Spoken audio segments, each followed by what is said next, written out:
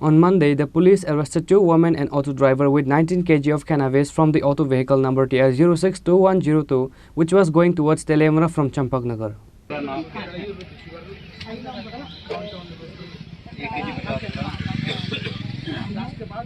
Keeping in view of the locks of election, naka points have been installed all over the state to check vehicles. Cannabis was recovered by searching the auto at the police checkpoint again today at Police Naka Point at Hawaibari on the National Highway in Telemara Police Station area.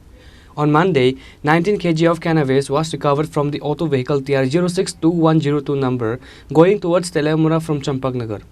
The police arrested two women and an auto driver. On questioning the auto driver, he said, আমি highway থেকে সম্পূর্ণ সবজি লয়ে যায় নাকি আমি তো line থাকে কারণ তা না গ্যাস পাই না অলবান থেকে গুয়াইছি সম্পূর্ণ আয়াপর রাস্তা ধরে চা খাইলাম ওই যে একটা টাকা লইলাম বাড়া লইলাম লই আইতে বরমুর 2-3 জন টাইবেন তারপরে আইও বললাম কোন কেস আছে ইয়া তুই করে রাখা তাহলে আমাকে দেখো কোসে করো না আমরা তো নিজে কোনো রকমতা নাই তারপরে জিগাই যখন উজ্জয় কথা কইছে বাইক গায় কষ্ট তলাবো কষ্ট তলানে বাইক সুন্দর দেখ আর যে একটা কিছু না তেলে মরজন বাড়ি হইছে ভাবছি ভাই ঘুরছে তোমার গায় 50 টাকা করে ভাড়া 100 দুজন আর না যে কোনো প্যাসেঞ্জার আমরা 50 টাকা করে আনি তো আমি আইছি পরে কইছে দাঁড়াইতাম দাঁড়াইছি পরে তারপরে